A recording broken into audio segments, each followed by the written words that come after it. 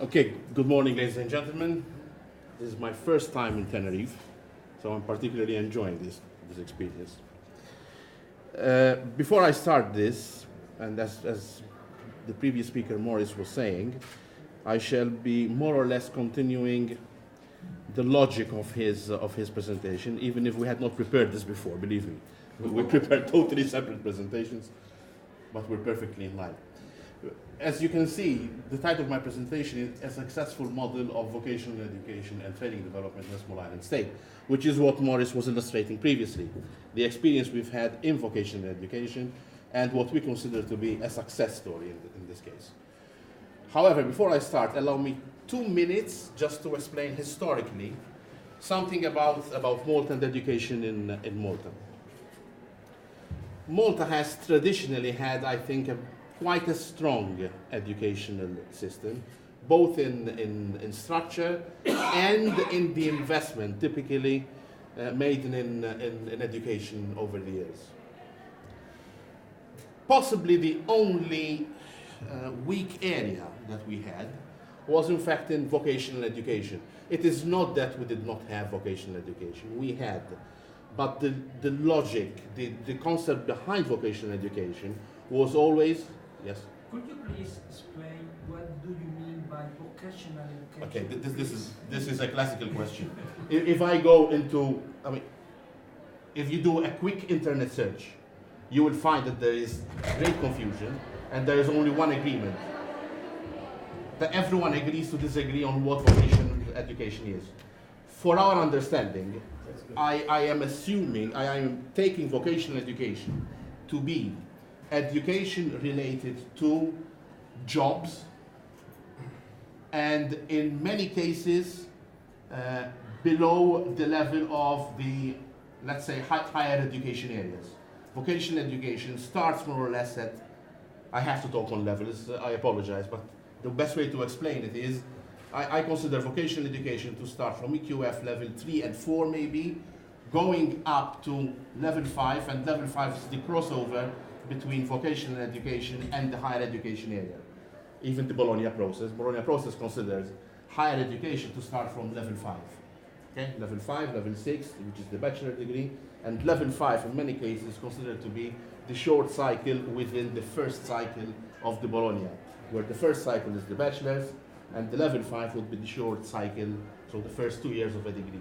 This is typically the definition we give to vocation. I cannot be more exact than that because otherwise we'll end up discussing only definitions at this point in time. However, as I was saying, we used to look in Malta at vocational education as that area reserved for those people who were not successful in the normal academic route. We had the typical primary education, secondary education. At the level of the secondary education, one does the examinations to go to the higher education areas.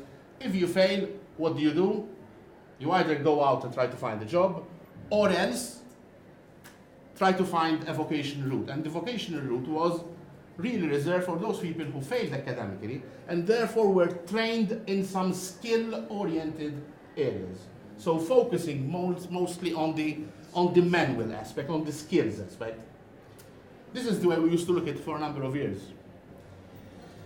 And then, 12 years ago, 2001, there was a major change. There was a major change, and MCAST was formally formed, the Malta College of Art, Science and Technology, which brought together the vocational schools that were present on the island in one institution, but it wasn't just putting them together under one umbrella. It changed, or it was planned to change the strategic direction of vocational education.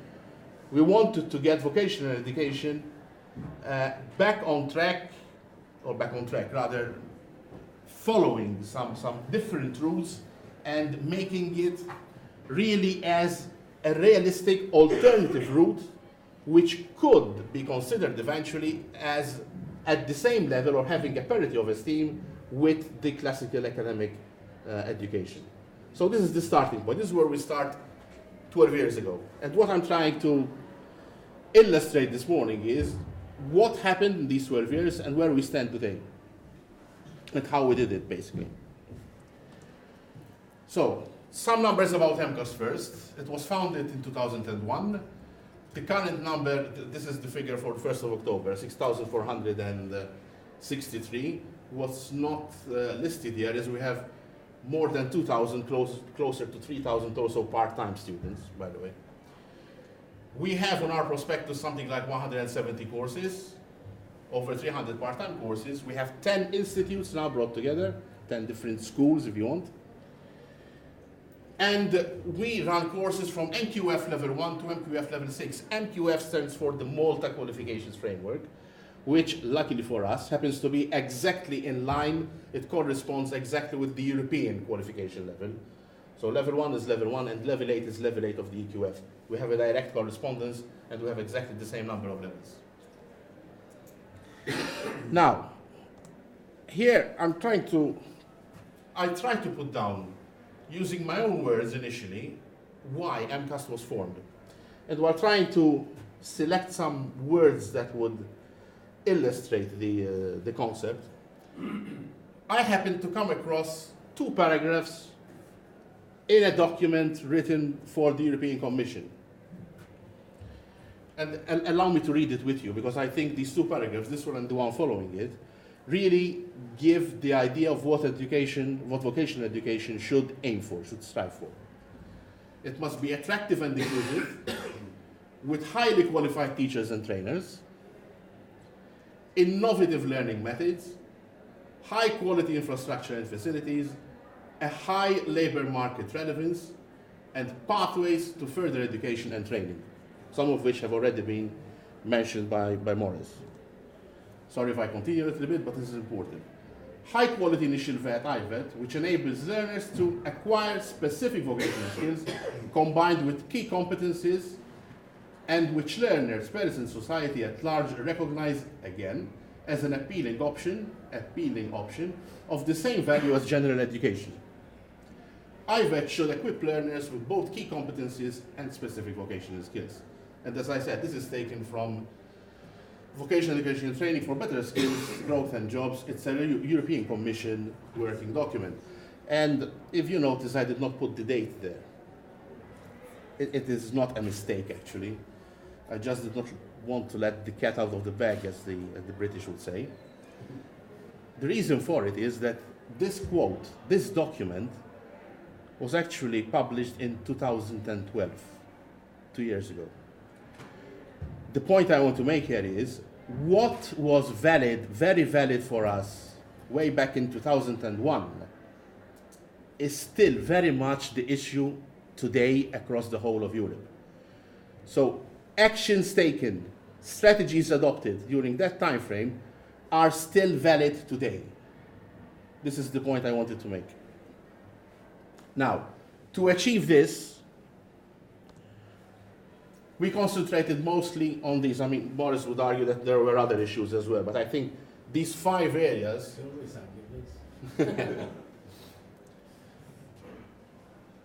Training relevant to industrial needs. I think this is, if I had to pick one major priority, it would be this one. Students equipped with lifelong learning skills.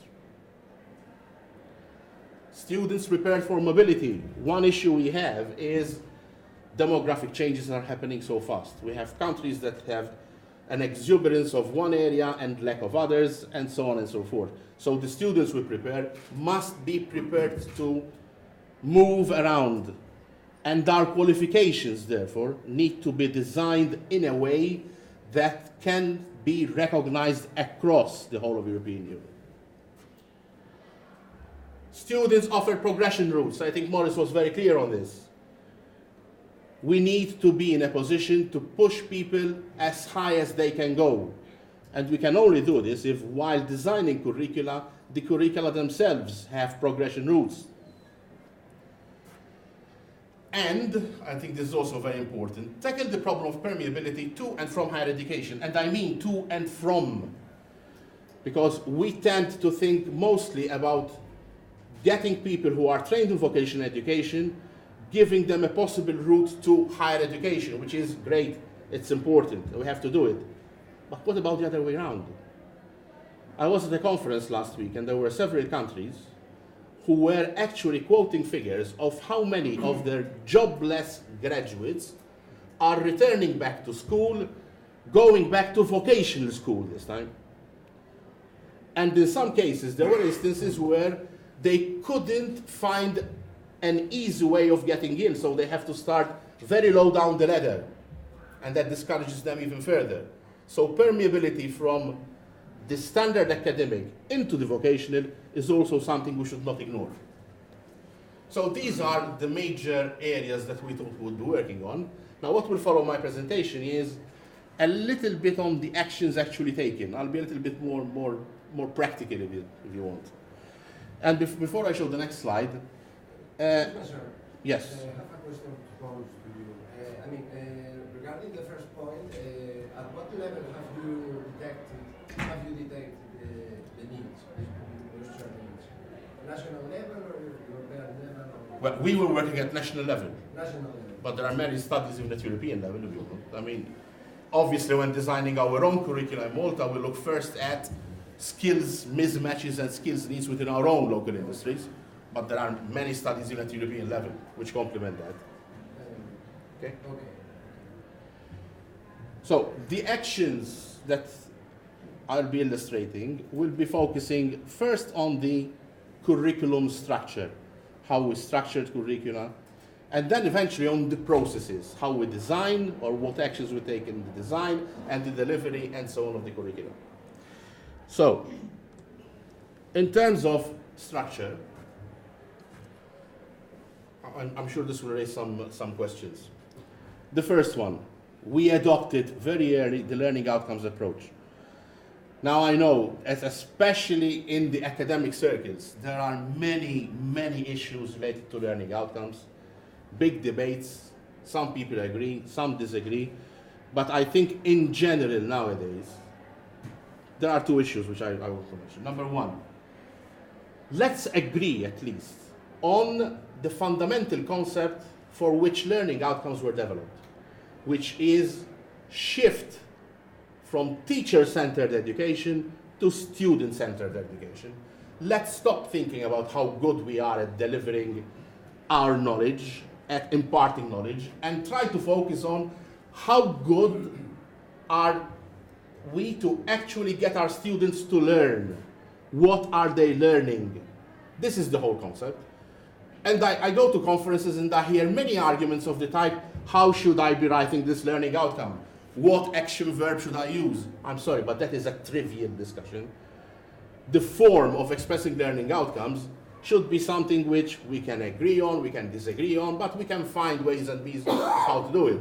But adapting your curricula now and your teaching methodologies to the learning outcomes approach, now that requires both a paradigm shift and the technical shift of how to do it and how to train your teachers to do it. This is the essential part. The second one, we can design curricula whichever way you want. I mean, any one of you can go up and within his own area of expertise say, I want to design a course which will contain this topic, this topic, this topic, and that topic. Because I know this is important.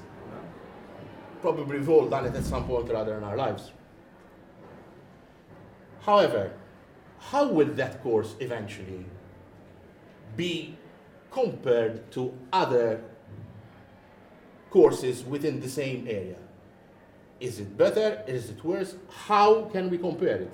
There is a way, of course. If you're an expert, you can go and look at the syllabus and say, it mentions that, probably he's doing that, so my guess is that this person will eventually be able to do this with learning outcomes. It helps a little bit because you have learning outcomes and you can compare learning outcomes, but wouldn't it be easier if, when looking at a course, you can immediately identify this course is at this level, it has these many credits, and if this guy wants to progress, his next step is going to be somewhere up here, and he will need these many credits. I mean, it's much easier. It's easier for us, the educationalists. It's easier for the poor student who's picking up a course, selecting a course, and it's easier for the employer out there who will need to employ them. Can you imagine, it's not within your own country, within your own environment, what happens when your students go with qualifications abroad? How will their qualifications be interpreted? This is something which is still happening today. I get many people applying to our own institution, and because my office normally will be required to evaluate these qualifications, they come to me, Vince, what does this mean? And I find all sorts of qualifications. And you know how many phone calls and how many letters and how many emails you have to send over to try to get someone to explain to you what that qualification really means? Now, I think if we all take a commitment that when designing qualifications, we stick to some framework, eventually this massive confusion that exists today in the educational systems will eventually die a natural death. And we'll have qualifications that we can all interpret. So, at least in our institution, we're doing this, and I think it's working. Nowadays, whether we're talking of level 1 or whether we're talking of level 6 or above, we give our qualifications a level, we give them a credit rating. This is not a good slide really, but I was trying to illustrate what Maurice was saying about progression routes. All our courses, this is just a snapshot of one page on our website, where if a student clicks on progression routes, it will immediately tell him what the next courses up the ladder can be, so where they can go. And all our curricula are designed in a way that students can progress. Something interesting also, we'll see signs on which indicate also at what level people can come in. If we have 6 levels in a particular area, we have the possibility of getting students progressing within the same area from one level to the other. But we can get people to enter from outside into any level as long as they fit certain criteria. And that of course means that you have to design your curriculum in a way that they can take these type of students. You cannot assume at a certain level that they know everything. You have to prepare them and reorient them, if necessary, to that particular area. More about the curricula. We were saying about degree programs. This is one thing that really had a lot of success in our case. Because while we're still discussing of whether level 4 and level 5 students could gain access to university courses, we solved the problem in a different way. We said, why not design our own level 6? We have level 5, why not go on to level 6? And we partnered with Fraunhofer. Boris was project manager on the side of Fraunhofer at the time. And we developed these courses so that internally within our own institution, we could give our own students progression to level 6. Now, and as we said earlier, once they get to level 6, the doors open up. Because they get a bachelor's degree, that degree is accredited, it's recognized, so they can apply, and many of them did apply, and they can go on for master's or higher level in anywhere they want in Europe, essentially. Now we're at a situation where even the university is considering accepting not only bachelors, but also from other courses, so there are discussions going on, and this has really opened down the doors to people coming to the standard vocational routes. The other one, I will put it here, I don't know if you're familiar. Higher education is normally familiar with ECTSs. EGVET does not enjoy the same level of acceptance as ECTS. EGVET is the unit used for credit rating in the vocational area. I won't go into the details of why and how it's done and so on. However, in Malta, we took a decision. The difficulty in accepting EGVET or accepting a standard way of adopting EGVET is the measurement aspect. Because for vocational education, the agreement between the member states was to measure on the output. Now, measuring the output is very difficult. We decided to do something different. My own background is in engineering, and in many cases, we devise measuring systems that give us a fairly accurate idea of a measurement, indirectly. So I feel there is nothing wrong in measuring on the input instead of the output. So we adopted a way of measuring using the workload. The same thing with the own ECTSs. What's wrong with that? We're not saying that if someone is trained to become an electronics technician at a certain level, he will necessarily need to reach those learning outcomes in the route that I'm specifying. What we're saying is that the standard average route is this one. And therefore, measuring the workload to achieve this particular level, it would require so many hours of learning, and therefore that qualification has this level and these credits. Now, if that person is able to match the same learning outcomes, but in a different way, and it might take him longer or shorter, depending on the path he took, he will still be assigned exactly the same number of credits, because the measurement system established that. But if he proves that he has met the learning outcomes, there's nothing wrong in assigning those credits. But the important thing, the message here is measure. I'm a firm believer that if you do not measure, you will never really understand what you have in hand. This is just what I said, that we established, we established to, again, in an effort to improve permeability, an equivalence between the AGVAT and the ECTS. Since in the ECTS, the standard is 1 credit is equivalent to 25 hours of learning. So what's wrong with saying that 1 AGVAT is also equivalent to 25 hours of learning? And this eases the permeability aspect. Because now when going from level 5 to level 6, if you have a level 5 measured in AGVAT, it can easily be mapped into a qualification which is measured in ECTS.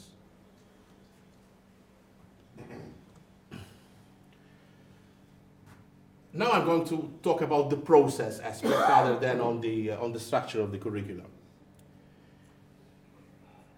And the first thing is getting your qualifications accepted by industry, the relevance of industry. And I need a couple of minutes on this slide because I think it's important. It's not the flowchart itself. I mean, the concept is very simple. There's 2 colors. It shows that in the first aspect, what we want is industry and the institution to agree on the general concepts, the general outcomes. And then eventually the design of the course is done by the institution and then given back to industry for its own feedback. But the difficulty is getting industry and academia to sit down and discuss using a common language that they can understand. Now, personally, I came from industry. I mean, my experience is 20, 25 years in industry, and for the past 10 years I've been in education. So I've seen both worlds. But my first experience when I was doing this, I got some of my ex-colleagues representing industry and my own staff from the academic side. And we were discussing something on a particular course. And the confusion was incredible. Because I had, on one side, my academic staff saying, we're suggesting that we do a course which does this. It was a course in communications. This is what we need to, and you have things like we need to give them Shannon's law, and we need to give them this, and we need to give them that. The classical thing that we teach in a communications course. The guys from industry was arguing, yes, will they be able to use this particular computer system? Will they be able to use this particular instrument? And so on and so forth. And I said, guys, stop it a minute. We won't get anywhere. If you people think you know everything, and you people think you know everything, we won't ever be able to reach a common agreement. So I established some rules, a system that seems to be working. The first meeting is owned by industry. And what we discuss is not what they want to discuss, which instrument to use and which particular procedures they should be accustomed with. No.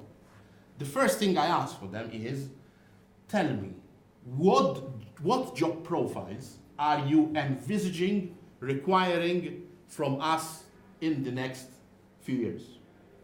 Job profiles and equivalent competencies. Once you define the job profile, which is normally done by the HR people. We need a job profile of this type. Fine. The HR people then will be discussing with the industry experts, and from that job profile, they will be extracting competencies that they will need. Fine. At that point in time, give me the document, job profile, competencies. Now it's my job. Now I get the academics. Look at these competencies. I want you to translate these competencies into learning outcomes. Once they are translated, then we start matching. I call back industry in. If I give you someone who has achieved these learning outcomes, will that satisfy your needs? And then we can discuss. We can agree, we can disagree, this is missing, I don't think this is required, fine. But then it's a fine-tuning process. We're starting from 11, where we have started to communicate.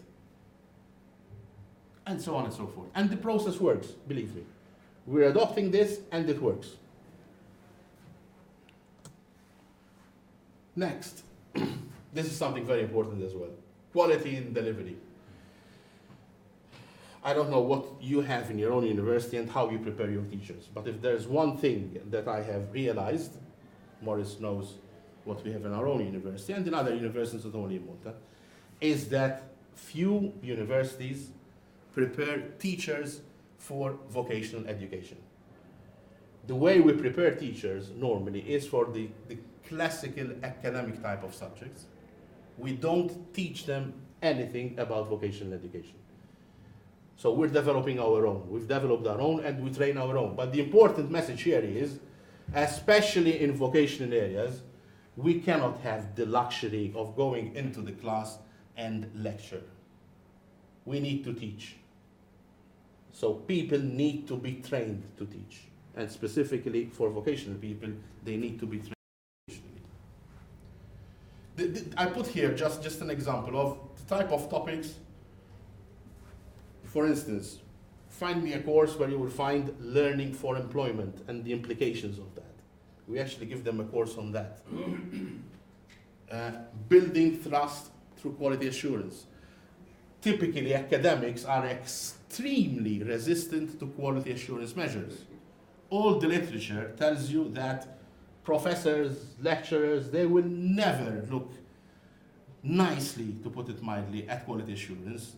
They're stifling my progression, they're doing this, they're doing that. But that's because their interpretation is really the old-style big brother syndrome. Quality assurance is there to look over my shoulder and telling me what I need to do. Quality assurance is not that. Quality assurance is a process that aims at continuous development. Look at what you're doing, help you assess what you're doing, help you define how to improve. If we start seeing it like that, then especially as teachers, they will not be afraid to experiment, develop, move forward. And this is the concept. This is what we're trying to teach our teachers. Let's move forward. Teacher appraisals. We have, thanks to Morris, this was his idea, in fact, we have detached teacher appraisal from the standard HR process. Most appraisals of most organizations, and including in many cases universities or other educational establishments, the appraisal process is an HR process, and in many cases promotions could be linked to appraisals. In our case, the appraisal is a quality assurance process. It has nothing to do with progression. It has nothing to do with HR issues. What we do typically is we have people who are trained at observing teaching methods. They go in class, they observe, and they give feedback. They look at material, the material used to teach, and they give feedback on that. So again, it is a continuous improvement process. And I'm happy to say it is having a good motivational aspect on teachers. They're extremely scared of it. The first time they go through a process, they expect something really bad to happen. When they go through it, they actually come back. I have actual emails telling me, thank you, it was quite a nice experience.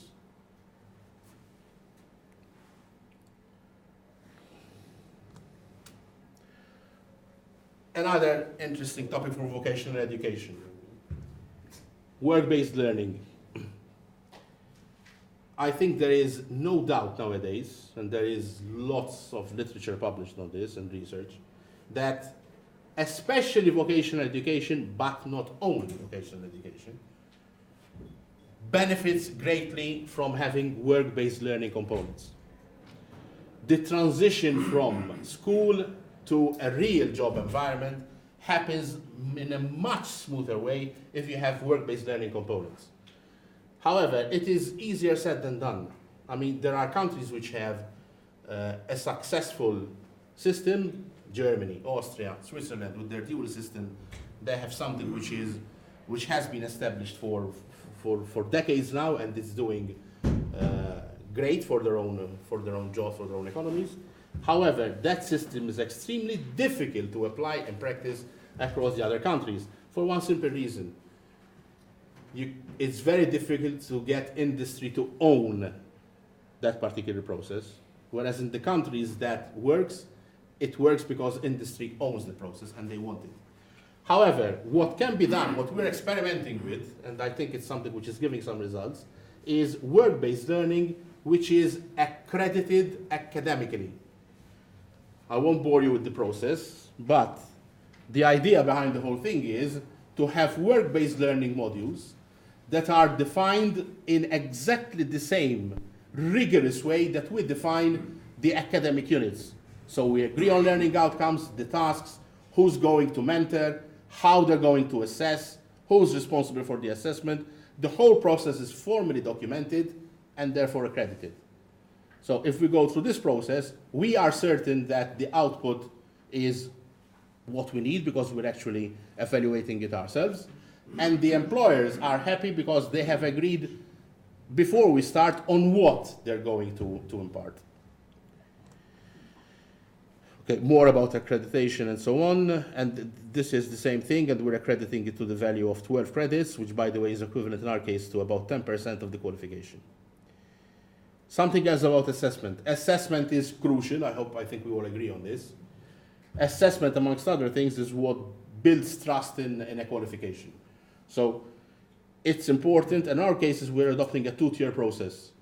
The assessment is first verified. So an assessor generates the task.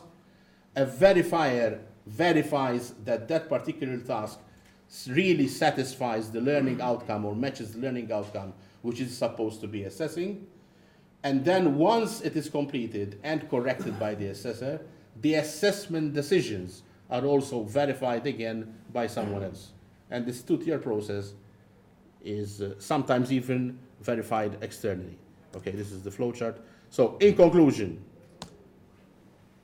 this is what I would suggest if we go towards a vocational education system. The key success factors include, in my view, number one, ensuring industry relevance. And you have to involve the key stakeholders. Second, teach for lifelong learning. Third, adopt a structure. In our cases, we adopted EQF. There is the EQF. I would strongly suggest you adopt the EQF, but whatever you do, adopt a structure. Include work-based learning as part of your curricula. Prepare teachers for vocational education. Thank you.